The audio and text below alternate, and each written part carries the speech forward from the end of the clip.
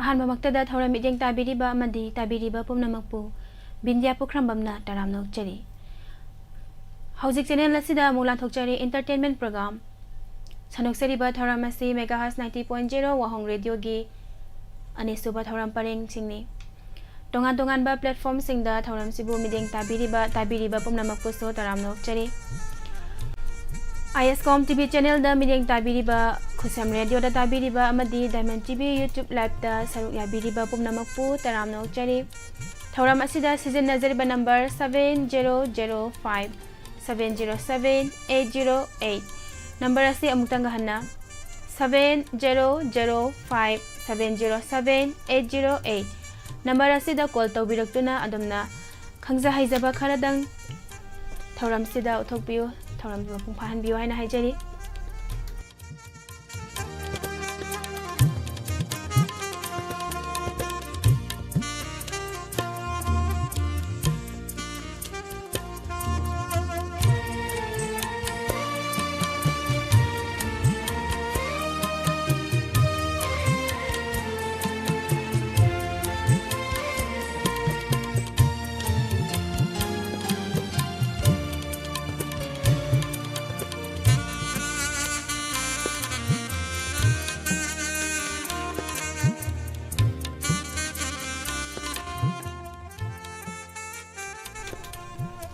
Good evening, Madam Tomisna Konthaujam.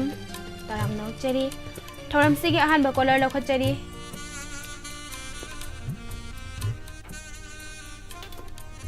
Hello. Hello. Good evening. Call tawbirakliba ming amadi leifam haibiyo. Good evening, ma'am. I am Kosamai-dagi Bebenawne. Taramna ookjari. Madam, ngasi entertainment thoramda saruk yabirakpa madam ngi khangja hijaba kari uthokpigani. Ma'am, isay sakpa yaroidro? Isaidi yahalaroise. Kegino haisimo? Entertainment oina oibanina entertain oina tawseba. Isaigi thoram na tawsida.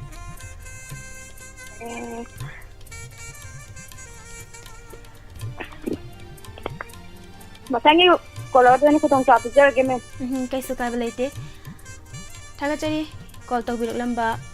Thoramse entertainment program oibana isaigi oinadi khutong chaba leijade mayam call tawbirakpa mayamda hana haijari. Thoram asida sijinnajariba number 7005-707-808 number ase amuktanga hana 7005-707-808 number asida call tawbiraktuna adomgi khangja hijaba kharadang uthokpiu thoram mapung phahanbiu haina haijari.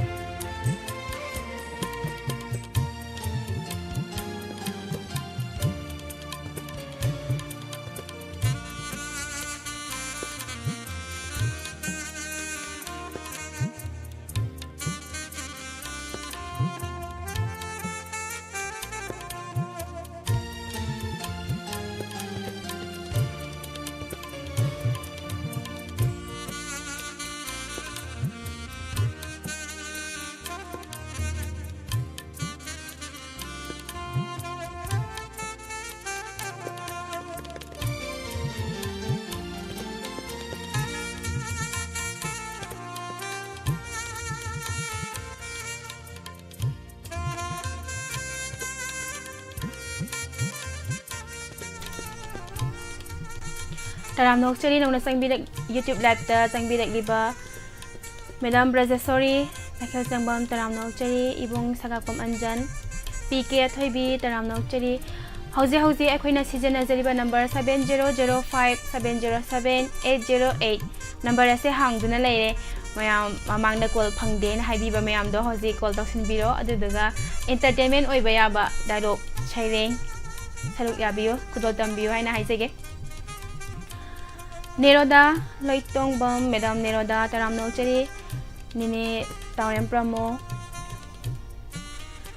ibung bisesor thangjam good evening ibung taram nokchari sanjembam ibemsa leima Madam busu taram nokchari PK thoibi Santosh Yatri good evening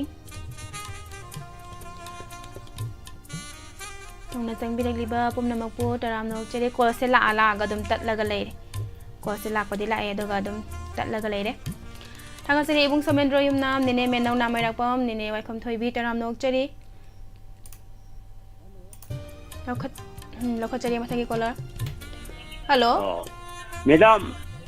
Yupok Nuramam Laikon Maya Dagi Brajamani hoi taram nokchari sir Sir entertainment program da saruk ya birakpa isagi khangja haijaba kari uthok bigani Abre Khan ki lila dagi daru mati antang tokjer ke yai sir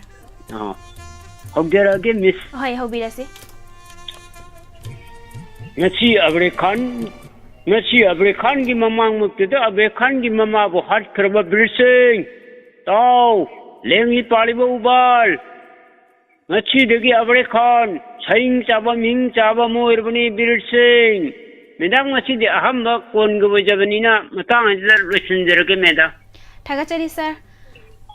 Call to biraktuna tharam sebu saruk ya biramba sar bo haninga leitena thagachari Mathangi caller da khudong chaba bizari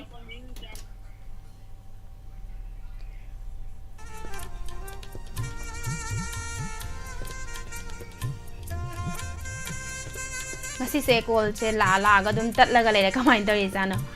call se dum tatlai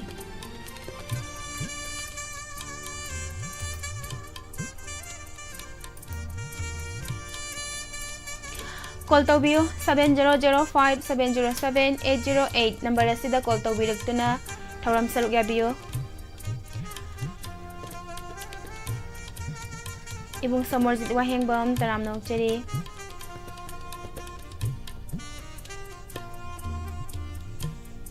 Laibak thi bane ngasi se call se la ga dum tatlaga leire Mayam call ngai mina boy na isai khara sum khudol tam jage Hello Good evening miss Good evening Call to birakli ba ming amadi lefam haibiyo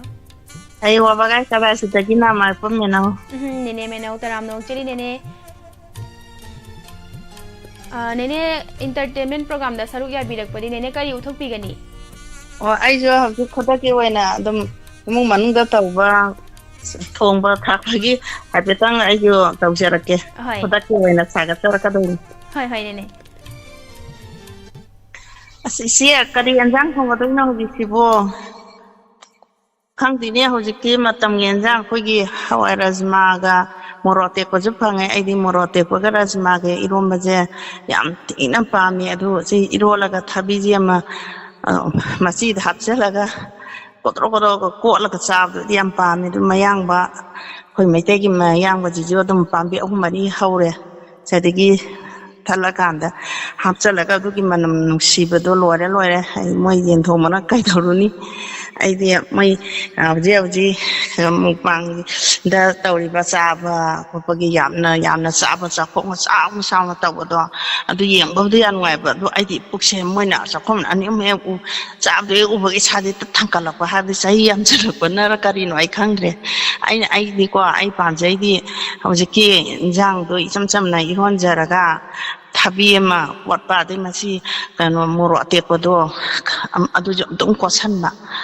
aduga khara hauna sabado yam sabadi aidi ngamdrebako aduna khara dang chajaraga adugi mahau laina lokhatpado aduga ama juwaline hoige nganam je nga sobagi nataba nga masam sagi nganam do atuju gaje ayam pamebako adu iron ge na hojikse tawriye o phare hauna chathokpiro ho loijare jan थागचरी नेने यामना सुम फजखरे मतम गा साना बा हिंजांग मथेल अमगी मतंगदा नेने ना याम फजबा dialogue सिन मनता मते मो उथोक पिरम नेने बो हाइनिंगाय लेतना थागचरी मथंगे कॉलर द खुदोंग चाबा पिजगे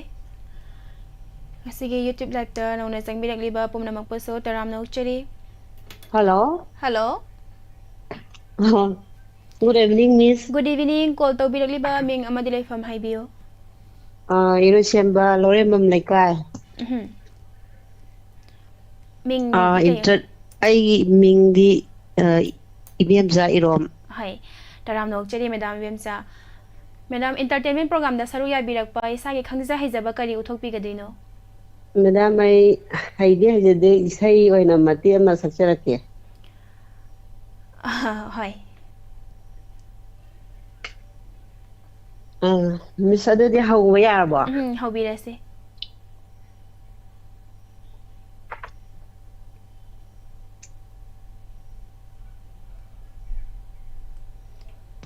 Wakalgi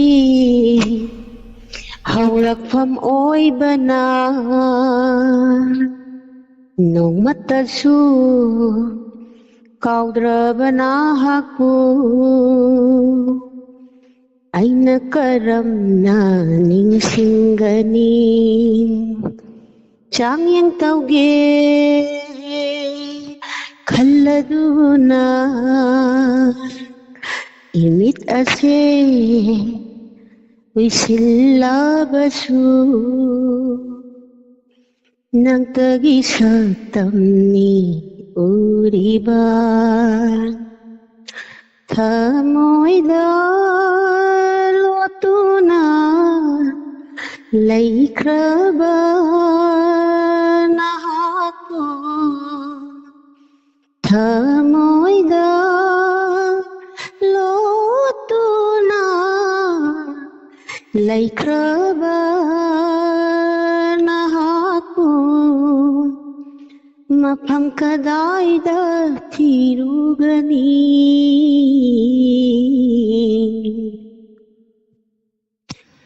tagu tanigla thawalagta nong madun mabema thajani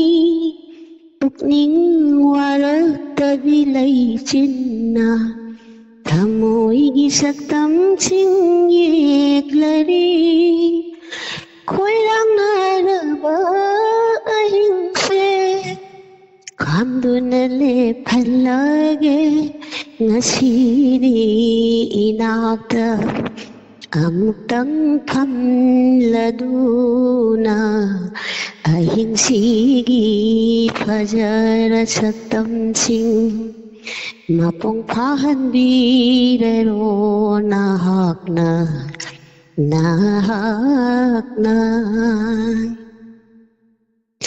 Hai tharat ta chamlang na Aigi khajai da thing lakpa Hai tharat pa chamlang na Aigi khajai da thing lakpa Kokla roi da banangi sakam gi machu sing aigi thamoy da hanjil chankare Nangol da lai chura ba aina Hangli wa hangli sing Nangol da lai chura ba aina Hangli wa hangli singla Nang bukayam kuina ngai khoge Nang bukayam kuina ngai khoge Wakhalgi ꯍꯧꯔꯛꯐꯝ ꯑꯣꯏꯕꯅ ꯅꯣꯡꯃꯇꯁꯨ ꯀꯥꯎꯗ꯭ꯔꯕꯅ ꯍꯥꯛꯄꯨ ꯑꯩꯅ ꯀꯔꯝꯅ ꯅꯤꯡꯁꯤꯡꯒꯅꯤ ꯆꯥꯡꯌꯦꯡ ꯇꯧꯒꯦ ꯈꯜꯂꯗꯨꯅ 이밋 아세 위실라다수 낭떠기 석담니 우리바 낭떠기 석담니 우리바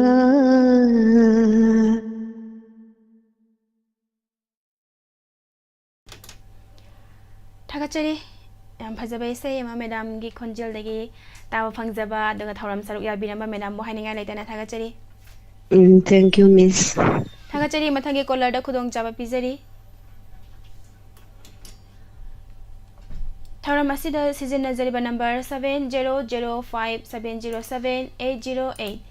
number ꯑꯁꯤ ꯑꯃꯨꯛꯇꯪꯒ ꯍꯟꯅ 7005707808 number ꯑꯁꯤꯗ call ꯇꯧꯕꯤꯔꯛꯇꯨꯅ ꯑꯗꯣꯝꯅ ꯈꯣꯏꯗꯥꯕꯤꯕ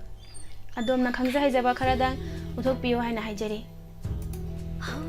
YouTube ꯂꯥꯏꯛꯇ ꯅꯧꯅ ꯆꯪꯕꯤꯔꯛꯂꯤꯕ ꯏꯃꯥ ꯕꯤꯃꯣꯂꯥ ꯀꯣꯟꯁꯝ ꯁꯔ ꯁꯥꯟꯇ ꯌꯨꯝꯈꯥꯏꯕꯝ ꯇꯔꯥꯝꯅ ꯑꯣꯛꯆꯔꯤ ꯅꯦꯅꯦ ꯃꯦꯝꯆꯥ ꯁꯒꯣꯜꯁꯦꯝ ꯇꯔꯥꯝꯅ ꯑꯣꯛꯆꯔꯤ ꯅꯦꯅꯦ ꯗꯦꯕꯨ ꯁꯂꯥꯝ ꯒꯨꯗ ꯏꯚꯤꯅꯤꯡ ꯇꯔꯥꯝꯅ ꯑꯣꯛꯆꯔꯤ ꯑꯣꯁꯇ꯭ꯔꯦꯂꯤꯌꯥ ꯒꯨꯗ ꯏꯚꯤꯅꯤꯡ ꯅꯦꯅꯦ ꯋꯥꯏꯈꯣꯝ ꯊꯣꯏꯕꯤ ꯅꯤꯂꯀꯥꯟꯇ ꯑꯦꯀꯦ ꯇꯔꯥꯝꯅ ꯑꯣꯛꯆꯔꯤ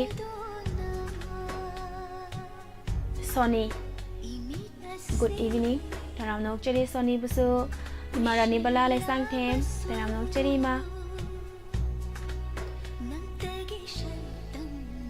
हेमोलता इमा हेमोलता तराम नौचरी Ranju Mutum sir good afternoon अबोय कॉन्थौजम तराम नौचरी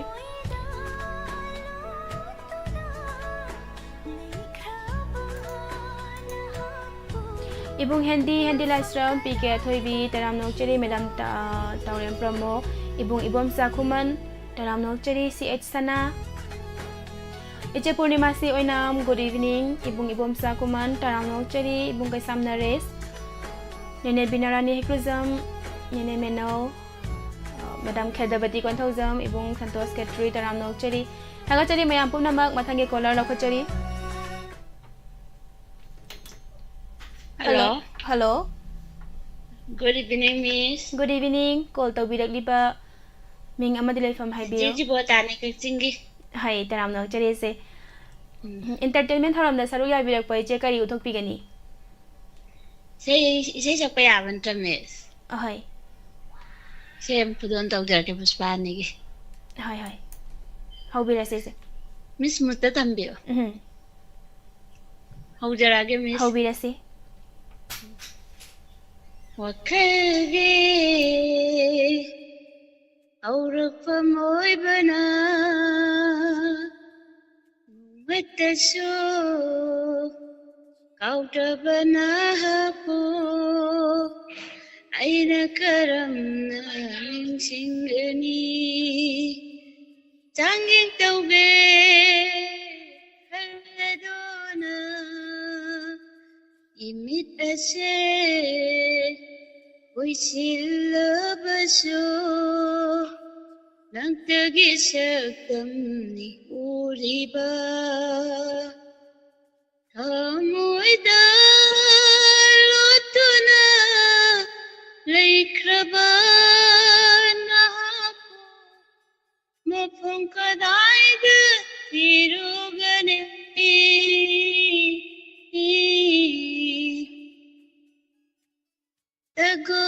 Taguptanigla thawalasa Nomadun mabimatha jani Pungning warak travi lesinna Thamoy gisaktam singye kare Oirang narabayinche Kamdunali phaladi ngaside ꯑꯃꯨꯛꯇꯪ ꯏꯅꯥꯛꯇ ꯐꯝꯂꯗꯨꯅ ꯑꯍꯤꯡꯁꯤꯡꯒꯤ ꯐꯖꯔ ꯁꯛꯇꯝꯁꯤꯡ ꯃꯄꯨꯡ ꯐꯥꯍꯟꯕꯤꯔꯔꯨ ꯅꯍꯥꯛꯅ ꯇꯣꯏꯖꯔꯕ ꯈꯨꯠꯁꯥꯅ ꯑꯩꯒꯤ ꯁꯝꯂꯥꯡꯗ ꯊꯦꯡꯂꯛꯄ ꯄꯣꯛꯂꯔꯣꯏꯗꯕ ꯅꯪꯒꯤ ꯁꯛꯇꯝꯒꯤ ꯃꯆꯨꯁꯤꯡ ꯑꯩꯒꯤ ꯊꯃꯣꯏꯗ ꯍꯟꯖꯤꯟ ꯍꯟꯖꯤꯟ ꯍꯟꯖꯤꯟ ꯆꯪꯈꯔꯦ ꯅꯪꯉꯣꯟꯗ ꯂꯣꯏꯆꯨꯔꯕ ꯑꯩꯅ ꯊꯜꯂꯤꯕ ꯍꯪꯂꯤꯁꯤꯡꯂ ꯅꯪꯕꯨ ꯀꯌꯥ ꯀꯨꯏꯅ ꯉꯥꯏꯈꯣꯒꯦ ꯅꯪꯕꯨ ꯀꯌꯥ ꯀꯨꯏꯅ ꯉꯥꯏꯈꯣꯒꯦ ꯋꯥꯈꯜꯒꯤ ꯍꯧꯔꯛꯐꯝ ꯑꯣꯏꯕꯅ ꯅꯣꯡꯃꯇꯁꯨ ꯀꯥꯎꯗ꯭ꯔꯕ ꯅꯍꯥꯛꯄꯨ ꯑꯩꯅ ꯀꯔꯝꯅ ꯅꯤꯡꯁꯤꯡꯒꯅꯤ ꯃꯤꯁ ꯂꯣꯏꯁꯤꯟꯖꯔꯒꯦ ꯃꯤꯁ थागतचरी इसे याम फजबे से मा खुदोल Thank you. तंगिरबा हानिंगा लेतेना थागतचरी मथंगे कॉलर दा खुदोंग चाबा पिजेगे Thank you. थागतचरी थरम असिदा सीजन नजरिबा नंबर 7005707808 नंबर असे अमुक्तंगा हन्ना 7005707808 नंबर असिदा कॉल तौबिरक्तुना एंटरटेनमेंट थरम असिबो सरुक याबियो इचे प्रेमिता वाइखोम तनाम नोकचरी इबुंग सकाकपम अंजन मैडम इबेम सानिंग थौजम तनाम नोकचरी लखोचरी मथंगी caller hello hello good evening call तौबिरक्लिबा मिंग अमदि लेफम हाइबियो एयरपोर्ट कमु याय संजित संजित हाइबिब्रो मिंग से संजित हाय तनाम नोकचरी सर एंटरटेनमेंट प्रोग्राम दा सरुक याबिरकपा इसागे खंगजे हैजबा करी उथोकपिगनी तो बुदी मसिंग खंग देबा तो यादे मसिंग हा मने हाय तराम नोकचरी सर अखोइस अहानबा मालेना खंजरमिनी हाय सरकारी उथोकपिगदबनो इसे संगे बिरो कमाय तो ब्रा एंटरटेनमेंट प्रोग्राम ओइदिने सर खंगजा हैजबा खरतंग डायलॉग कुंबा मिमिक्री सैरेंग खंगजबा खरतंग उथोकपिबा यागनी लगे हाय हाय हौबिरसी पुंसी इंगा नोंलसीदा थाबल ओइना ngalaro नंतना सामतो खबा यादे फादे हमरी याद हमरी यादे फादी बथक तो सके कैसु गायबा लाइते सर थाम सरुक याबिरकपा सरबो हानिंगा लेतेना थागतचरी मथंगे कॉलर दा खुदोंग चाबा पिजरी इचे थाइबे मथोकसोम तराम नोकचरी नौना चंगबिरकलिबा पुमनमकपु तराम नोकचरी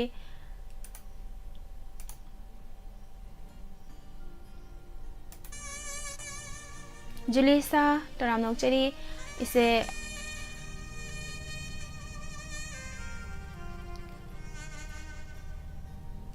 गाइडेन लियो पामई पालमई तराम नोकचरी नरसेमा गुड इवनिंग मेटालिका गुड इवनिंग तराम नोकचरी जुलिसा तराम नोकचरी मैडम सुमिला सरखाइबम तराम नोकचरी मैडम उसो गायत्री हेरोम इबुंग समरजित वाहेंगबम कॉल फंगलाबदी यामना नुंगाइगनी थागतचरी लखोचरी मथंगी caller hello hello good evening call तौबिरकलिबा मिंग अमदि लेफम हाइबियो good evening miss good evening I know some teacher hi नोपक से माइदगी कई हाइबिबनो मिंग से इचन इचन तराम नोकचरी एंटरटेनमेंट प्रोग्राम दा सरुक याबिरकपा इसागे खंगजा हैजबा करी उथोकपिगनी Isay amta sakjagi. Hoi, kaisu kaide. Hobirase. Haujari Miss. Achikpa ahingi Chiklaba thabana Nungsiba nangna Karigi warauriba Oina jaba Nangi nasaududa Hena hena nungsire Hena hena nungsire Achikpa ahingi Chiklaba thabana Nungsiba nangna Karigi warauriba Nasanjari Miss. Thagachari. Yam hajabe ise makudol tambiramba haininga leitena thagachari. Mathangi caller da khudong cha pizege thagachari. Tongan ba platform sing da thoram sibu saruk yabiriba mideng tabiriba pupnamak pusu taramno chari. Thoram asida sejanazariba number 7005707808 number asida call tawbiraktuna adom na khangja haijaba kharadang uthok piduna thoram asibu mapung phahan biyo haina haijari nakhojari mathangi caller. Hello. Hello, good evening. Now Binda Premita welcome. Taramno chari ise Premita saksabira boiche. Sakti loire chadi no. Ai se entertainment program da saruk yabirak boiche khangja haijaba kari uthok pigani. Ai jino Binda ko iri chai sakda bai chai oina sakla. Hoi.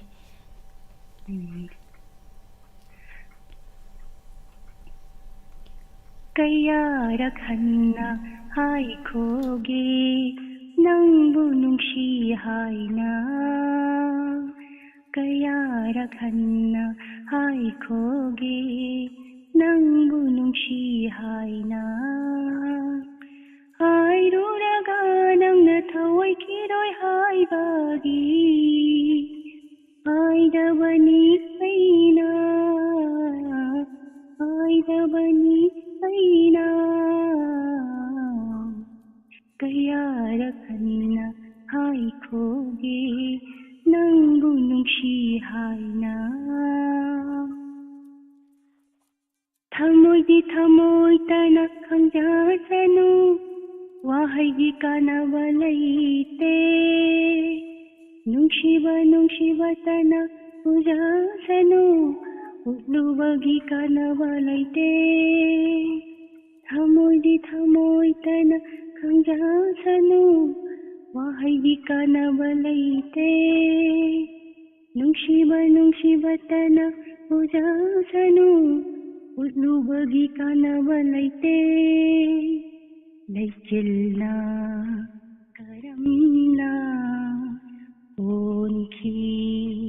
nongbu uhaubara nangbo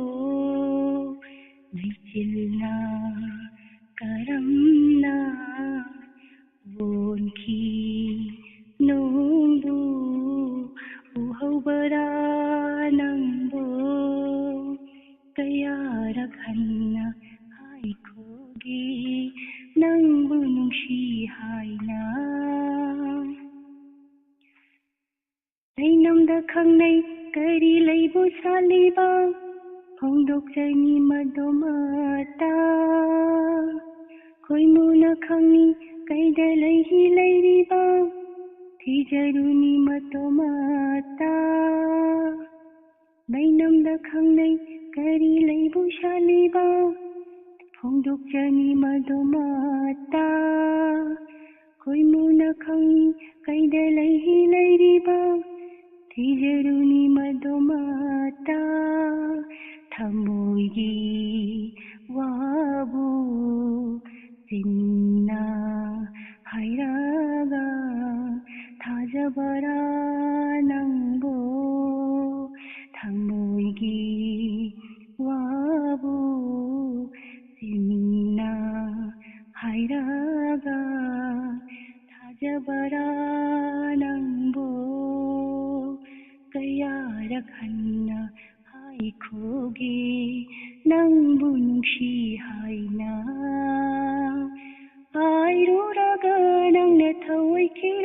हायबगी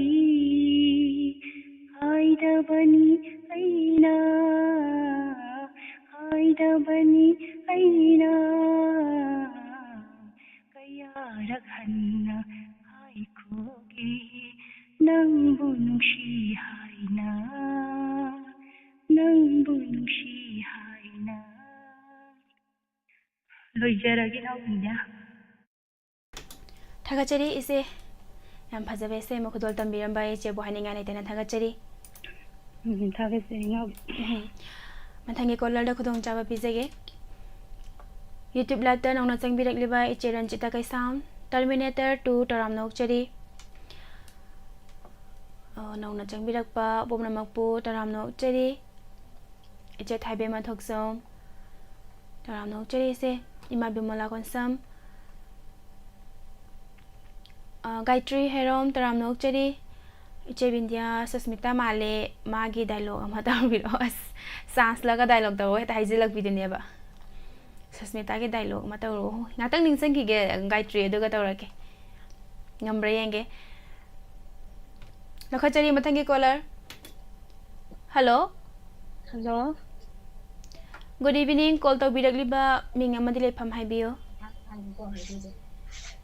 madam या programme यादगी याई पोकक मया दई करी Ming हाइबियो hello लेकवे करी हाइबिबनो Ming से कबोकले हई तराम नोकचरी मैडम इंटरटेनमेंट प्रोग्राम दा सरुक याबिरकपा मैडम करी उथोकपिगदिनो छै सके तवा हई हई याई हौबिरसी हौजरगे नदा हौबिरसी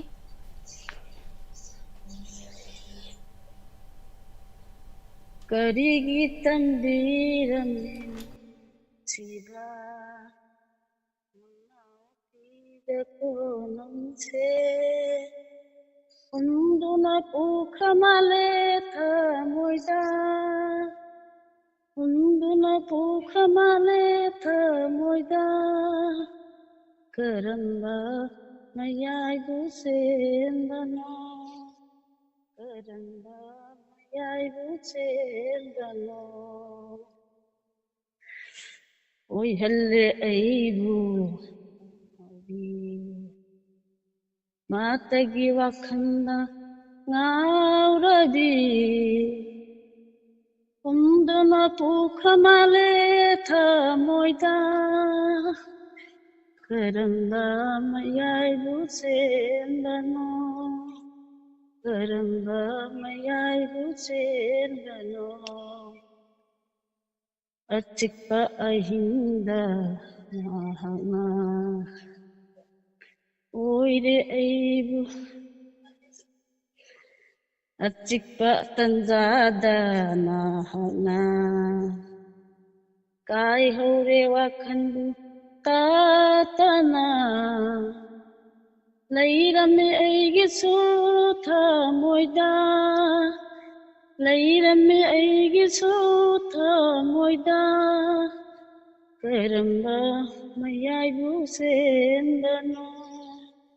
karamba mayaibu sendano karigi tambiraminu dako se unduna pukramale thamoida unduna pukramale thamoida karamba mayaibu sendano karamba mayaibu sendano lejarage meta थागचरी हई अदो मैडम कॉल फंगबसे ngasi na ahan bo oibibro natte ngaranu dinju phange sakpa horaga pakhattana phadi pharga dun saktre dana awai ma pugi saga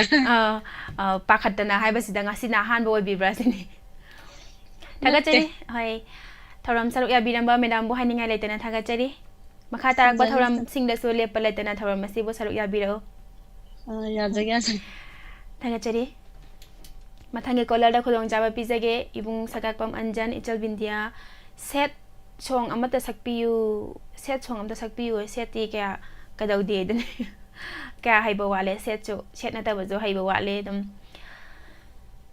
Jabramita Waikom taram nok cheri ima ibi ima thongjau good evening ima bimola konsam ima mabem kaksing taram nok cheri manisana RK sir taram nok cheri Thakachari mayam pumnamak thoram saruk yabirakliba tongan ba platform singda saruk yabiriba pumnamak puso taram nok cheri manthange caller laukachari Hello Hello, Chai Bima. Good evening. Good evening ma Phone tông dễ xe mà mai đi ai mà người người dùng quan sát những tempo khi mà pan. Saksabi da boy ma Chắc đi lôi đấy. hai Chắc đông mà mai xe mà chị em ta sắc chơi ghé. không bi da si ma Hồi không chơi lagi qua. hai Sau khi làm thì bây giờ chúng ta đi với xin mà đi xa mà ngạc đi gần ní. Tâm lâm lâm mane kai no hai na ta handaki ma pok ashi magidi kawai khanda dam mahana chakhari aibu tha doklam laga Tâm lâm lâm mane kai no hai na ta handaki ma pok ashi magidi kawai ni khanda dam ba mahana chat khade ai bo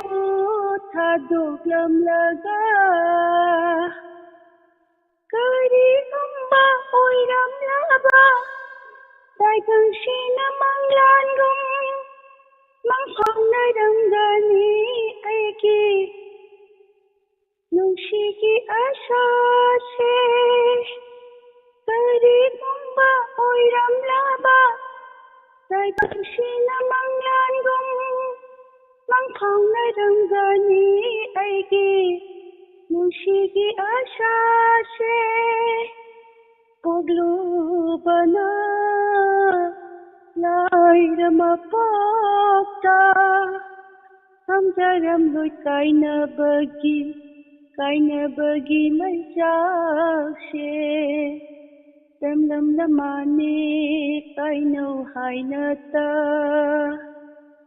handaki mapok ashi magidi Thawai ni khanja dam ba mahana chat khari aibu tha doklam laga au khaba punchi ji kangam da pathau dona ning singa pirari thamoi da awaba kari gamba oi ram laba Dai bang shi na mang lan gum mang phong na rang gani ai ki nu shi ki asha she pogru bana lai rama pokta khang jaram loi kaina bai mai cha she tam lam lamane kaino hai na ta Tâm lâm lamane kaino aina ta Xin chào các chị bên mà Thakachari ma isai su yamna faze Phải Injang mathil ahaw wa thongam do male Injang mathil ji ahaw bani thong dre Isai su yam faze man krewa Saugi thong lo ma taw jere ka ngo amaga Kalian ni kwa Sagalak pagi ahaw bo mathil Nungai jai thagachari ja thagachari pa hai Thakachari ma bu thamjare hai mathange caller da khodong chaba pizage Ima sakhe yumnam taram nok cheri ima ibung singkhai L ibung Premananda thokpam good evening taram nok cheri ibung Ranbir Thongam taram nok cheri ibung nongna changbirakpa mingko hobada wat khiba leiraga so pomnamak potaram nok cheri ibung Johnson Thoksom ibung Ajit Laisram good evening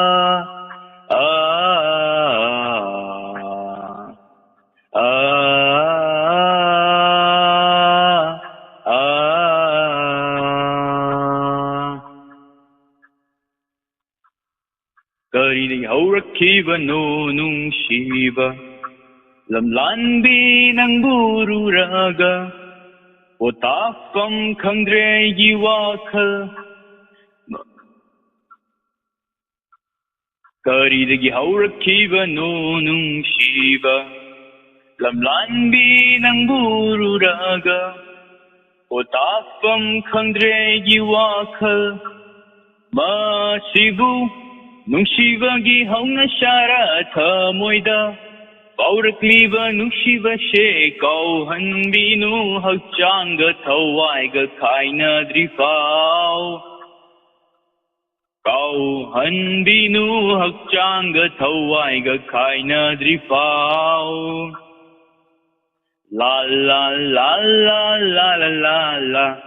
La la la la la la la La la la la la la la La la la la la la Thank you. Thagachari sir yam phajabe se ma khudol tambiramba sir bo haninga laitana thagachari Oh. Mathangi caller da khudong chapa mo pijari Asige YouTube live ta nauna sangbirak liba ibung Shakespeare good evening eche chawiasi taram no cheri se ajit lai shram imasakhe yumnam nauna changbirak kiba KH thoiba good evening taram no cheri masakhi echelin thoi Jamutum langlenbi taram no cheri nauna changbirak liba pumna mangpu taram no cheri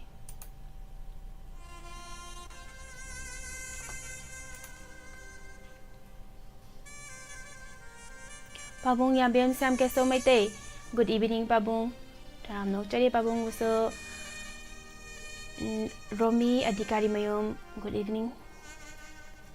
taram no cheri nauna changbirak liba pumna mangpu taram no cheri tungan ba platform sing da thoram sibu mideng tabiriba pumna mangpu so taram no chege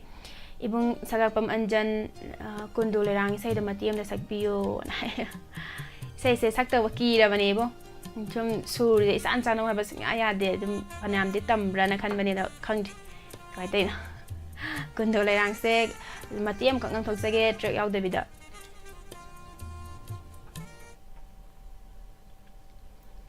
군돌레라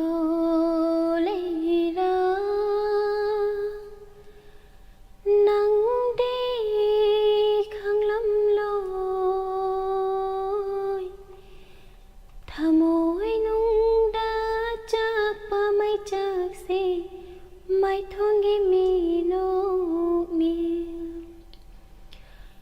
kum jin jabani thamoi mai cha khangam drama wa hai kayana ochla chin bani lamlan bamagi damata karigi haina lipluba panglabi thamoi hasina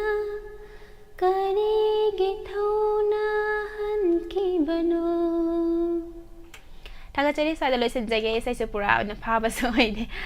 taram nok chari bung mahesh disi Kim Kuman taram no chari Madam Asarani Konthozam Nine Lalita Yankom Isayam na Pajay Narasimha taram no chari Thagat chari Imarani bala Thagat chari mayam pum nama Isay matiyam kagsam kudol tam bada thagat pirak pa mayam buhay nga laita na thagat chari Mathangi caller mula chari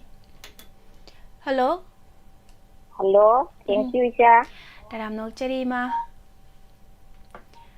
Marita, ima entertainment thoram da saruk ya birak pa ka yu thok pi kadino. Dialogue mati ang khotan tong jadi ja. Yai ba nga sa dagi isay da dum taraga la ya da hozik dialogue ang tamin na si mayam. How bira si ma? Tampa, o kay haji ja. Nang bua, riêng sai ku jang dia. Ispe sai ya du yam ngai hai hu dai ne. Yam ngai ni ja. Ai di phone da yeng pa ne ba ko ꯑꯩꯈꯣꯏꯗꯤꯅꯦ ꯇꯤꯚꯤꯗ ꯑꯗꯨꯝ ꯌꯦꯡꯉꯤ ꯄ꯭ꯔꯣꯒ꯭ꯔꯥꯝꯁꯤꯡꯁꯦ ꯌꯥꯝ ꯅꯨꯡꯉꯥꯏꯖꯥꯅꯤ ꯏꯁꯩ ꯅꯣꯡꯃꯥꯏꯒꯁꯨ ꯌꯥꯝ ꯅꯨꯡꯉꯥꯏꯖꯥꯅꯤ ꯑꯅꯧ ꯑꯅꯧꯕ ꯌꯥꯝ ꯍꯥꯞꯄꯕꯅꯦ ꯑꯗꯣ ꯊꯤꯔ ꯑꯗꯨꯝ ꯌꯦꯡꯉꯨꯀꯣ ꯐꯣꯟꯗ ꯍꯣꯏ ꯏꯆꯦ ꯌꯥꯝ ꯅꯨꯡꯉꯥꯏꯑꯕ ꯑꯗꯣ ꯅꯣꯏ ꯀꯩꯅꯣꯗꯤ ꯌꯦꯡꯗ꯭ꯔꯥ ꯍꯥꯏꯕ ꯅꯍꯥꯟꯅꯦ ꯏꯁꯩ ꯄ꯭ꯔꯣꯒ꯭ꯔꯥꯝ ꯇꯧꯕꯗꯣ ꯅꯣꯡꯃꯥꯏꯖꯤꯡꯒꯤꯗꯣ ꯅꯣꯡꯃꯥꯏꯖꯤꯡ ꯈꯨꯗꯤꯡꯒꯤ ꯇꯧꯕꯅꯦ ꯌꯦꯡꯗ꯭ꯔꯣ ꯏꯆꯦ ꯑꯗꯨꯗꯤ ꯈꯪꯍꯧꯗ꯭ꯔꯦ ꯑꯗꯣ ꯖꯦꯟ ꯁꯩꯈꯨꯖꯝ ꯑꯩꯈꯣꯏ ꯁꯥꯔ ꯖꯦꯟ ꯁꯩꯈꯨꯖꯝꯅꯅꯦ ꯁꯛꯄ ꯏꯁꯩꯗꯣ ꯏꯁꯩ ꯑꯔꯤꯕ ꯈꯔ ꯁꯛꯄꯅꯦꯕ ꯌꯥꯝ ꯄꯛꯆꯖꯥꯠꯅꯤ ꯌꯥꯝ ꯐꯖꯩ ꯌꯥꯝ ꯄꯛꯆꯩ ꯑꯗꯨꯒ ꯑꯣꯂꯦꯟꯁꯨ ꯁꯛꯏ ꯑꯣꯂꯦꯟꯁꯤꯁꯨꯅꯦ ꯌꯥꯝ ꯃꯑꯣꯡ ꯇꯥꯔꯦ ꯑꯣꯂꯦꯟ ꯀꯧꯕꯗꯣ ꯑꯗꯨꯒ ꯀꯩꯅꯣꯒꯤ ꯅꯍꯥꯟꯒꯤ ꯂꯦꯟ ꯇꯥꯕ ꯅꯨꯃꯤꯠꯇꯣ ꯑꯩꯈꯣꯏꯗꯤ ꯌꯦꯡꯍꯧꯗ꯭ꯔꯦꯕ ꯂꯦꯟꯅ ꯂꯥꯟꯗꯥꯔꯛꯄꯅꯤꯅ ꯑꯩꯈꯣꯏꯗꯤꯅꯦ ꯌꯥꯝ ꯋꯥꯅꯅꯦ ꯍꯤꯡꯉꯛꯄꯅꯦꯕꯀꯣ ꯑꯗꯣ ꯉꯁꯤ ꯑꯌꯨꯛ ꯌꯦꯡꯕꯗꯅꯦ ꯊꯥꯔꯛꯑꯝꯃꯦ ꯑꯗꯨꯗ ꯀꯩꯅꯣꯁꯨ ꯏꯁꯩ ꯁꯛꯑꯦꯕꯀோ ꯅꯤꯔꯃꯂꯥꯁꯨ ꯑꯗꯣ ꯃꯣꯏꯁꯦ ꯌꯥꯝ ꯍꯩꯔꯦ ꯍꯧꯖꯤꯛꯁꯦ ꯌꯥꯝ ꯅꯨꯡꯉꯥꯏꯌꯦ ꯑꯗꯣ ꯑꯃꯨꯛꯀꯤ ꯃꯊꯪꯒꯤꯗ ꯁꯗꯥꯅꯟꯗ ꯍꯣꯏꯒꯤ ꯇꯧꯅꯤ ꯍꯥꯏꯕꯅꯦ ꯅꯣꯡꯃꯥꯏꯖꯤꯡꯗ ꯑꯗꯨ ꯌꯦꯡꯉꯨꯀꯣ ꯑꯗꯨꯒꯤ ꯎꯠꯂꯛꯄ ꯃꯇꯝꯗꯨꯗꯅꯦ ꯃꯣꯏꯁꯦ ꯑꯩꯈꯣꯏꯒꯤ ꯁꯥꯔ ꯖꯦꯝꯁ ꯑꯗꯒꯤ ꯅꯤꯔꯃꯂꯥ ꯑꯗꯒꯤ ꯑꯩꯈꯣꯏꯒꯤ ꯏꯆꯥ ꯕꯦꯟꯗꯤꯌꯥꯒꯗꯨ ꯏꯁꯩ ꯁꯛꯂꯗꯤ ꯌꯥꯝ ꯅꯨꯡꯉꯥꯏꯅꯦꯕ ꯕꯦꯟꯗꯤꯌꯥꯗꯨꯗꯤꯅꯦ ꯃꯥ ꯍꯩꯕ ꯍꯩꯇꯕ ꯈꯔ ꯁꯛꯂꯛꯑꯗꯤ ꯐꯖꯅꯤ ꯍꯩꯁꯨ ꯍꯩꯖꯔꯕꯅꯦꯕ ꯃꯥꯁꯦ ꯍꯩꯕ ꯍꯥꯏꯕꯨ ꯍꯥꯟꯅꯗꯒꯤꯅꯦ ꯌꯥꯝ ꯐꯖꯅ ꯍꯩꯔꯦ ꯃꯥꯁꯦ ꯀꯩꯅꯣ ꯑꯃ ꯌꯥꯎꯕꯅꯦ ꯃꯁꯛꯀꯅꯦ ꯏꯪꯕ ꯏꯇꯛ ꯇꯛꯄ ꯃꯥꯟꯕ ꯑꯃ ꯌꯥꯎꯕꯅꯦꯕꯀꯣ ꯌꯦꯡꯉꯨꯅꯦ ꯅꯣꯏꯕꯣ ꯌꯦꯡꯗꯕꯅꯤꯅ ꯅꯣꯏꯗꯤ ꯚꯥꯞ ꯇꯥꯗ꯭ꯔꯦ ꯊꯧꯁꯥꯗꯕ ꯅꯣꯏꯗꯤ ꯑꯩꯈꯣꯏꯗꯤ ꯑꯗꯨꯝ ꯌꯦꯡꯕꯅꯦ ꯑꯗꯨꯝ ꯄ꯭ꯔꯣꯒ꯭ꯔꯥꯝꯁꯨ ꯌꯥꯎꯕꯅꯤꯅꯅꯦ ꯌꯥꯝ ꯅꯨꯡꯉꯥꯏꯖꯩ ꯃꯒꯨꯟ ꯈꯪꯕ ꯍꯥꯏꯇꯥꯔꯦ ꯑꯗꯣ ꯅꯣꯏꯁꯨ ꯌꯦꯡꯉꯨꯀꯣ ꯍꯣꯏ ꯏꯆꯦ ꯑꯩꯈꯣꯏ ꯌꯦꯡ ꯇꯥꯔꯦ ꯑꯩꯈꯣꯏꯅ ꯋꯥꯔꯛꯑꯕ ꯃꯇꯝꯗ ꯑꯋꯥ ꯅꯨꯡꯉꯥꯏ ꯑꯣꯏꯃꯤꯟꯅꯕ ꯅꯨꯡꯁꯤꯈ꯭ꯔꯕ ꯗꯥꯏꯃꯟ ꯀꯔꯤꯅꯣꯅꯦ ꯅꯣꯏꯅ ꯌꯦꯡꯗ꯭ꯔꯤꯕꯣ ꯏꯁꯄꯦꯛꯇ ꯀꯌꯥꯏꯗ ꯌꯦꯡꯉꯤ ꯀꯩꯒꯤꯅꯣ ꯅꯣꯏꯗꯤ ꯏꯔꯥꯡ ꯄꯂꯥꯡ ꯃꯌꯥꯝꯗꯣ ꯐꯣꯟꯗ ꯑꯗꯨꯝ ꯌꯦꯡ ꯂꯩꯔꯦ ꯅꯣꯏꯗꯤ ꯑꯗꯣ ꯌꯦꯡꯉꯨꯀꯣ ꯇꯝꯐꯥ ꯍꯣ ꯏꯆꯦꯅ ꯍꯥꯏꯔꯕꯅꯤꯅ ꯌꯦꯡꯉꯒꯦ ꯏꯆꯦ ꯇꯥ ꯌꯦꯡꯒꯦꯀꯣ ꯌꯦꯡꯉꯨ ꯏꯅꯥꯎ ꯇꯝꯐꯥꯗꯤ ꯃꯔꯝ ꯃꯣꯛꯄꯅꯤ ꯌꯦꯡꯉꯨꯀꯣ ꯂꯣꯏꯁꯟꯖꯔꯦ ꯏꯆꯥ ꯕꯦꯟꯗꯤꯌꯥ ꯊꯦꯡꯀ꯭ꯌꯨ ꯊꯥꯒꯠꯆꯔꯤ ꯏꯃꯥ ꯌꯥꯝ ꯐꯖꯕ ꯃꯇꯥꯡ ꯑꯃ ꯏꯃꯥꯅ ꯂꯥꯟꯊꯣꯛꯄꯤꯔꯝꯕ ꯏꯃꯥꯕꯨ ꯍꯥꯏꯅꯤꯡꯉꯥꯏ ꯂꯩꯇꯅ ꯊꯥꯒꯠꯆꯔꯤ ꯃꯊꯪꯒꯤ ꯀꯣꯂꯔꯗ ꯈꯨꯗꯣꯡꯆꯥꯕ ꯄꯤꯖꯒꯦ ꯏꯃꯥꯕꯨ ꯍꯟꯅ ꯊꯥꯒꯠꯆꯔꯤ ꯁꯟꯗꯦ ꯅꯨꯃꯤꯠꯀꯤ ꯁꯤꯡꯒꯔ ꯑꯣꯐ ꯗ ꯋꯤꯛꯀꯤ ꯏꯁꯩ ꯁꯛꯄꯒꯤ ꯃꯇꯥꯡꯁꯦ ꯑꯗꯨꯝ ꯁꯤꯗ ꯁꯛꯄꯗꯤ ꯀꯔꯥꯎꯀꯦ ꯊꯥꯔꯒ ꯀꯩꯗꯧꯔꯒ ꯁꯛꯄꯅꯤꯅ ꯈꯔ ꯐꯩꯌꯦꯕ ꯃꯌꯦꯛꯇꯣ ꯊꯣꯛꯑꯕꯅꯤꯅ ꯑꯗꯣ ꯁꯤꯗ ꯁꯛꯄꯗꯐꯧꯗ ꯑꯩꯁꯦ ꯑꯗꯨꯝ ꯏꯁꯩꯁꯦ ꯁꯨꯔ ꯇꯥꯟꯅꯕ ꯁꯨꯡꯉꯝ ꯉꯝꯗꯦ ꯑꯗꯨꯝ ꯆꯥꯟꯅ ꯉꯝꯗꯦ ꯀꯃꯥꯏꯅ ꯇꯧꯔꯤꯅꯣ ꯑꯗꯨꯅ ꯁꯟꯗे ꯅꯨꯃꯤꯠꯀꯤ ꯁꯛꯄꯗꯨꯗꯤ ꯉꯝꯗꯧ ꯃꯥꯟꯗꯦꯕ ꯑꯗꯨꯝ ꯀꯃꯥꯏꯅ ꯇꯧꯗꯣꯏꯅꯣ ꯁꯛꯇꯤ ꯁꯛꯅꯤꯡꯉꯦ ꯑꯗꯣ ꯉꯝꯗꯧꯁꯨ ꯃꯥꯟꯗꯦ ꯒꯥꯏꯇ꯭ꯔꯤ ꯆꯦ ꯕꯤꯟꯇꯤꯌꯥ ꯀꯞꯄꯤ ꯀꯩꯒꯤꯅꯣ ꯍꯥꯏꯔꯣ ꯀꯞꯇꯦ ꯒꯥꯏꯇ꯭ꯔꯤ ꯃꯦꯗꯥꯝ ꯑꯁꯥꯔꯥꯅꯤ ꯀꯣꯟꯊꯧꯖꯝ ꯇꯔꯥꯝ ꯅꯣꯛꯆꯔꯤ ꯀꯦꯝ ꯈꯨꯃꯟ ꯏꯕꯨꯡ ꯌꯥꯏꯈꯣꯝꯕ ꯇꯔꯥꯝ ꯅꯣꯛꯆꯔꯤ ꯕꯤꯁꯅ ꯈꯨꯃꯟ ꯒꯨꯗ ꯏꯚꯤꯅꯤꯡ ꯇꯔꯥꯝ ꯅꯣꯛꯆꯔꯤ ꯃꯁꯛꯈꯤ ꯌꯨꯝꯅꯥꯝ ꯅꯧꯅ ꯆꯪꯕꯤꯔꯛꯂꯤꯕ ꯄꯨꯝꯅꯃꯛꯄꯨ ꯇꯔꯥꯝ ꯅꯣꯛꯆꯔꯤ ꯃꯊꯪꯒꯤ ꯀꯣꯂꯔ ꯑꯃꯨꯛ ꯂꯧꯈꯠꯆꯔꯤ ꯍꯜꯂꯣ ꯒꯨꯗ ꯏꯚꯤꯅꯤꯡ ꯀꯣꯜ ꯇꯧꯕꯤꯔꯛꯂꯤꯕ ꯃꯤꯡ ꯑꯃꯗꯤ ꯂꯩꯐꯝ ꯍꯥꯏꯕꯤꯌꯨ ꯏꯅꯥꯎ ꯕꯤꯟꯗꯤꯌꯥ ꯒꯨꯗ ꯏꯚꯤꯅꯤꯡ ꯆꯥꯛ ꯆꯥꯔꯕꯣ ꯆꯥꯗ꯭ꯔꯤ ꯑꯩ ꯇꯧꯖꯔꯒ ꯃꯈꯥ ꯂꯩꯀꯥꯏꯗꯒꯤ ꯖꯦꯅꯤꯇꯥ ꯁꯅꯁꯝ ꯍꯣꯏ ꯏꯆꯦ ꯖꯦꯅꯤꯇꯥ ꯇꯔꯥꯝ ꯅꯣꯛꯆꯔꯤꯁꯦ ꯏꯟꯇꯔꯇꯦꯟꯃꯦꯟ ꯊꯧꯔꯝꯗ ꯁꯔꯨꯛ ꯌꯥꯕꯤꯔꯛꯄ ꯏꯆꯦ ꯀꯩ ꯎꯠꯊꯣꯛꯄꯤꯒꯅꯤ ꯏꯁꯩ ꯃꯇꯦꯛ ꯑꯃꯇꯪ ꯁꯛꯀꯦ ꯍꯣꯏ ꯌꯥꯏꯌꯦ ꯏꯆꯦ ꯍꯧꯕꯤꯔꯁꯦ ꯁꯛꯂꯛꯑꯒꯦ ꯌꯥꯔꯕꯣ ꯍꯣꯏ ꯇꯝꯐꯥ ꯏꯕꯦꯝꯃ ꯊꯃꯣꯏ ꯑꯩꯒꯤ ꯔꯥꯅꯤꯌꯣ ꯀꯣꯂꯣꯏꯅ ꯃꯤꯡꯅꯦ ꯇꯝꯐꯥ ꯁꯛꯍꯦꯟꯕꯤ ꯂꯩꯀꯥꯕꯤꯜ ꯐꯣꯡꯗꯣꯔꯦ ꯃꯨꯟꯅ ꯋꯥꯈꯜ ꯇꯧꯖꯍꯧ ꯇꯝꯐꯥ ꯏꯕꯦꯝꯃ ꯊꯃꯣꯏ ꯑꯩꯒꯤ ꯔꯥꯅꯤꯌꯣ ꯂꯩꯀꯥꯕꯤꯜ ꯐꯣꯡꯗꯣꯔꯦ ꯃꯨꯟꯅ ꯋꯥꯈꯜ ꯇꯧꯖꯍꯧ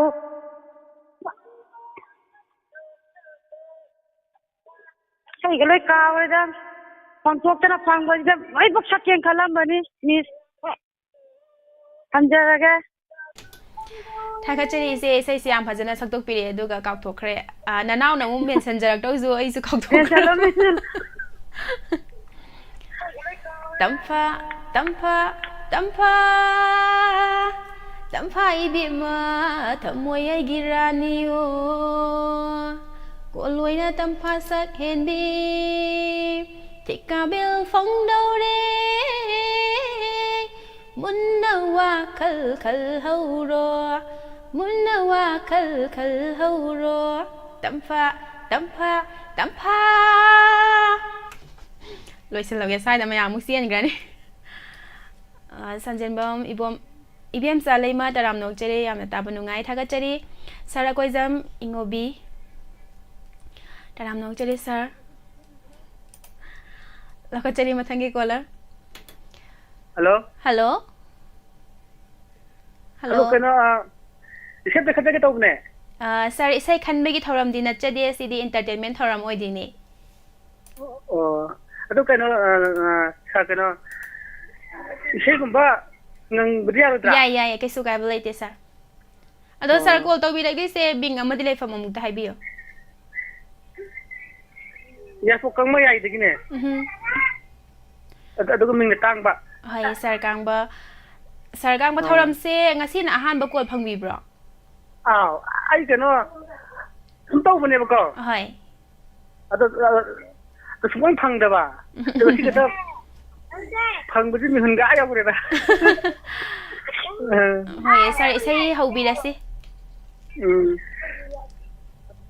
ꯊꯥꯞꯂ ꯊꯥꯞꯂꯒ ꯅꯨꯡꯁꯤꯕ ꯍꯦꯜꯂꯤ ꯇꯥꯝꯂ ꯇꯥꯝꯂꯒ ꯅꯨꯡꯁꯤꯡꯕ ꯍꯦꯜꯂꯤ ꯊꯥꯞꯂ ꯊꯥꯞꯂꯒ ꯅꯨꯡꯁꯤꯕ ꯍꯦꯜꯂꯤ ꯇꯥꯝꯂ ꯇꯥꯝꯂꯒ ꯅꯨꯡꯁꯤꯡꯕ ꯍꯦꯜꯂꯤ ꯅꯨꯡꯁꯤꯕꯤ ꯅꯪꯒꯤ ꯅꯨꯡꯁꯤꯒꯤ ꯂꯪꯂꯥꯅ ꯄꯨꯁꯤꯟꯕꯤꯔꯦ ꯑꯩꯕꯨ ꯅꯤꯡꯁꯤꯡꯂꯛꯄꯗ ꯑꯩꯈꯣꯏꯅꯤꯒꯤ ꯋꯥꯔꯤ ꯑꯩꯈꯣꯏꯅꯤꯒꯤ ꯋꯥꯔꯤ ꯊꯥꯞꯂ ꯊꯥꯞꯂꯒ ꯅꯨꯡꯁꯤꯕ ꯍꯦꯜꯂꯤ ꯃꯦꯔꯥꯒꯤ ꯊꯥꯕꯜ ꯃꯦꯡꯂꯥꯕ ꯊꯥꯅꯤꯜ ꯏꯔꯥꯡꯒꯩꯒꯤ ꯄꯨꯔꯅꯤꯃꯥ ꯍꯦꯟꯗꯦ ꯇꯥꯗꯦ ꯅꯍꯥꯛꯀꯤ ꯁꯛꯇꯝꯅ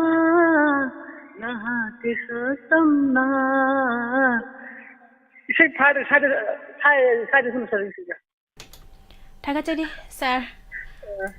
थौराम सरुक याबिरकपा सर बो हाइनिंगा लेतेना थागचरी मथंगे कॉलर दा खुदोंग चाबा पिजरी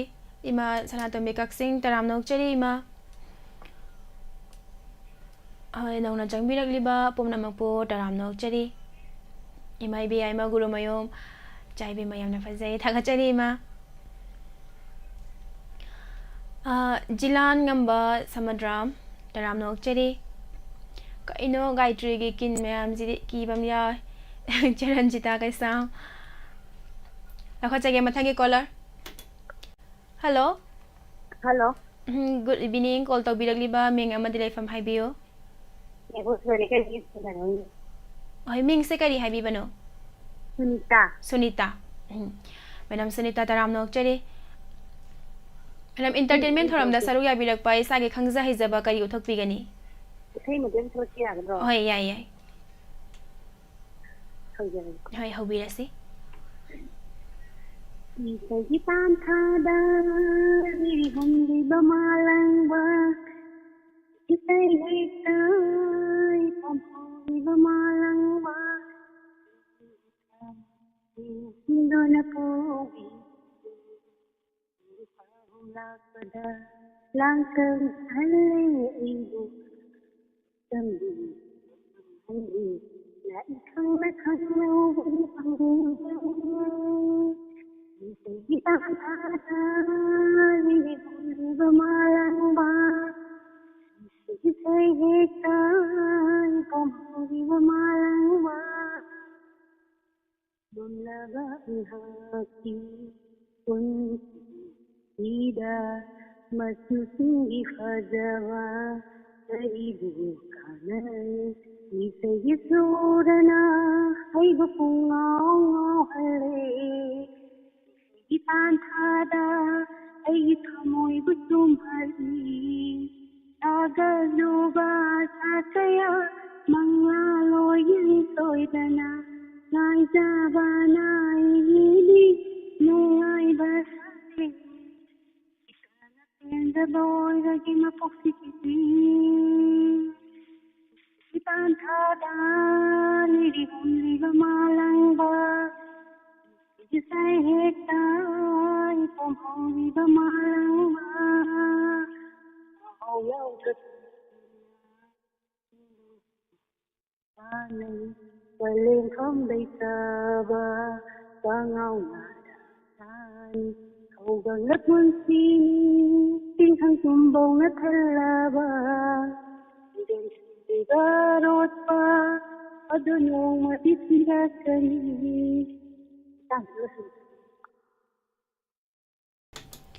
थागतचरी मैडम याम फजबे इसैमा खुदोल तंबिरंबा मैडम बो हाइनेगा लेतना थागतचरी थागतचरी मथंगी कॉलर दा खुदोंग चाबा पिजरी इबुंग अरुण मैतै तराम नोकचरी टर्मिनेटर 2 तराम नोकचरी नोंना संबिरकलिबा मयाम बुसो निने मेनो इमासखी यमनाम मथंगी कॉलर अमुला खचरी हेलो हेलो हेलो होय तराम नोकचरी कॉल तौबिरकलिबा मिंग अमदि लेफम हाइबियो कई लेरे सबति थोइदि सिंगा खामनि इमा थोइबी तराम नोकचरी करी मथेल चाबिरगे इमा नसिदि इरोम बसारे होय इमा एंटरटेनमेंट थोरम दा सरुक याबिरकपा इमा करी उथोकबिगनी ai isai mati nang salage होय होबिरसे इमा no saurage olang thagi charabanung chada nang aina khanki ningaba sarati thabandum olang thagi charabanung chada nang aina khanki ningaba sarati thabandum olang thagi yengaki tumin tumi non thokaba misna amina yengaki tumin tumi non thokaba misna amina wahang kaya hangki pakhung kaya piki wahang kaya hangnaki pakhung kaya piki ulang thagi sarabanung chada nang aina khanki thamoy sinaki na khangda matamduda nungsi wasa nakhiba nang aitana sakhini ulang thagi sarabanung chada nang aina khanki ningaba sarati thabandum olang thagi jabin galwe shalage थागतचरी इमा याम फजबे इसैमा खुदोल तंबिरंबा इमा बो हाइनेगा लेतना थागतचरी jabin थागतचरी मथंगी collar दा खुदोंग चाबा पिजगे नौरेम मनिहाल कक्सिंग इमा मनिहाल तराम नोकचरी इबुंग Jiten तराम नोकचरी Australia पा कुन थौरम सिदा कापिरकपा ऑस्ट्रेलिया बो थागतचरी चिरंजिता कैसाम इमा सखी सुर सनसम गुड इवनिंग तराम नोकचरी साक्ति चाद्री हेदो लखचरी मथंगी caller Hello. Hello, Cha Bindia. Taram nok cheri ma tilotama. Anh lại. Taram nok cheri ma. Kui le khonjil ta da ba. Ôi, sum cái nó tàu rồi cái thằng đó cái ruộng múc sắc sân nè cô. Hoi. Tàu vào đi, ada. Cái liền nung sa nằm maro lắm sa bên nè. Đấy, nuông ta đấy, nuông này tây dù mà thong mình sa đi, nuông này gian ta đi, cookie này gian ta đi. Sum nằm tao, nung xít cái khác với cái lào với cái cuốc của ngao. Lấy vừa mà yam praza si loi na wana re ba. Phá bá hàm bầu yao cái này nuông ta đấy, sum na lý khuấy na tao ba. Hoi. Aduna tiền nung dum ni khang de, utu watu ni khang de, pokka ta thada đấy, na. Hùa bác tật bác gai bác ha. Hoi. Adu miên na bona bác xí đô re. Ade. Xóm ta phá ghê, amma zina khuấy yeng na bác zina gian ta de, bác khắp chân lại, gia lắm ta ti. Aduna. Sana lấy bác xí mà ta mi. Aduna. Hoi, ima entertainment tharam da saruk ya bilak ba ima kayo thok pi ka dino. Isay wa isage ko nga sige. Hoi ya ima. Ado kay no tawrage, isa Bindia do na didi che tawrage nga sige. Kai su kai de. Koy oza sada nan de gi say ama ne. Hoi. Na ha gi say ni da. Ado pamjaro di na ha play che tawrage. Hoi ho bi da sima. Kolas gar ning tibi nang mitien sum da bi ngaw da bi. Kolas gar ning tibi nang mitien sum da bi ngaw da bi. Pam da basa nungsida basa pam da basa nungsida basa wajahau ni nang minahan kini wajahau ni nang minahan kini Kolas gar ning tibi nang mitien sum da bi ngaw da bi Hajaba mi kup tabi de mana yang jaba matam da loli karigi Hajaba mi kup tabi de mana yang jaba matam da loli karigi Nungsi de hai ba sukhangi ai Nungsi de hai ba sukhangi ai Toksin nai hai ba sukhangi ai bi Bitang bi sa ba su pak say da ko Kung tekpisa basu malida ko Mitang bisa basu pagsayda ko Kung tekpisa basu malida ko Koles down ning kibinan Midyan sundabi ingaw jabi Koles down ning kibinan Midyan sundabi ingaw jabi Asing ba among malimay se ay bunong sida ba malimay se Asing ba among malimay se ay bunong sida ba malimay se Karigin ang wahan ba karigin ang asok wahan ba di Kati ng sinabog yan na kate Karigin ang asok wahan ba di Kati ng sinabog yan na kate Ato palay raso hay birak Ato palay raso hay birak Mit mangga di ay bo sobhan ganu Mit mangga di ay bo sobhan ganu Oh let's go in kibinan Midyan sumdabi ngaw jabi Kolas down in kibinan Midyan sumdabi ngaw jabi Bindia luisan dia Cha Bindia Thagachari ima yam phajabe se ima ya ang thok pira ko ima buhai ningai laite na thagachari Oi apuna makku su thagachari ko hai adum taja ge su mathage color da khudong chaba pizari Sarkhatri mayum Rosan Singh taram nok chari aying bi yumnaw taram nok chari nona sangbi dagliba pumna makpuso taram nok chari isai sidi mai tai hasne first tare ma tilotama ge isai sina tamo jaw taram nok chari nona sangbi dagliba pumna makpu tongan ba platform sing da thoram sibo saruk yabiri ba pumna makpuso taram nok chari Hello Good evening call to bidagli ba ming amadilay from Haibio Mapok sa may dagi naubi Hai taram nok chari madam naubi entertainment thoramda saruk yabirakpa isage khangja hejaba ka yothokpigani Oh, kano isai ji saknaba du ya jala. hoi isai sakbaso adum ya Oh, adri isai ban sakla ka? hoi hobirase Hoi. Ngasi unariba ai khoi se khangde kai na kari thok laga ba tunge punsina kari oi rakani khalbadano kiba khanhaude ngasi unariba ai khoi se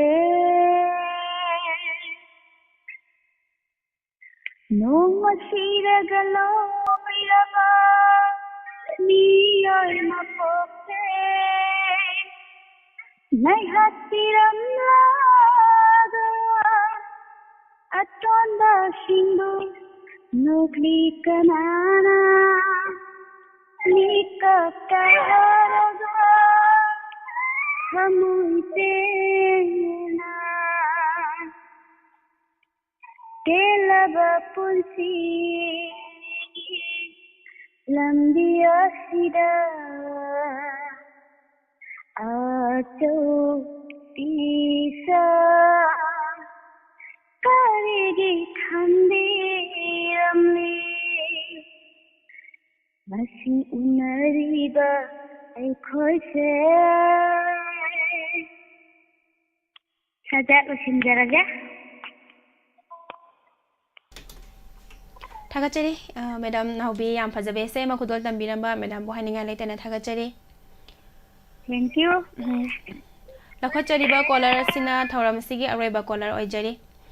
mathangi thoramda inspector tayai mayam puna mo saruk yamina se KH Arif taram nokchari thagachari mayam puna mak thoram saruk yabiriba ngai re hai sikaino gaitri ngai yo adu ngai yo gaitri thagachari mayam puna mak dialogue matik ama sum tawge na khan bane Susmita gi dialogue mati ama khakne thamo yamna chakpagi mata ado khonjel budi manadresu hafet tawtam jage gojen wahengbom sargojen taramnok chari nene memsa sagol sem nene boso taramnok chari nene sanjembom madam ibem sa leima taramnok chari madam nene sabitri thoksom m sunil good evening me apom namak dialogue matik ma tau jage aduga thoram lo sinbiga ya ba mayam dei laujage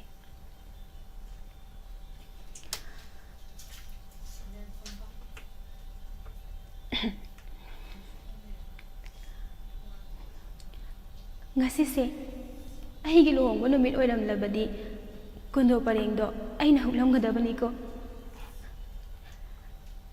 imanabi singna ai bu nupa mayumda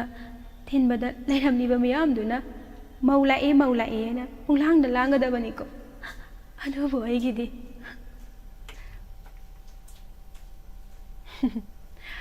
sada lai sin jage ibung robert usam thoram loi silak pada ibung busu jare thagachari mayam pumnamak sandok sari ba entertainment program da saruk yabiri ba pumnamak po haininga leitana thagachari tongan ba platform sing da thoram sibu saruk yabiri ba pumnamak puso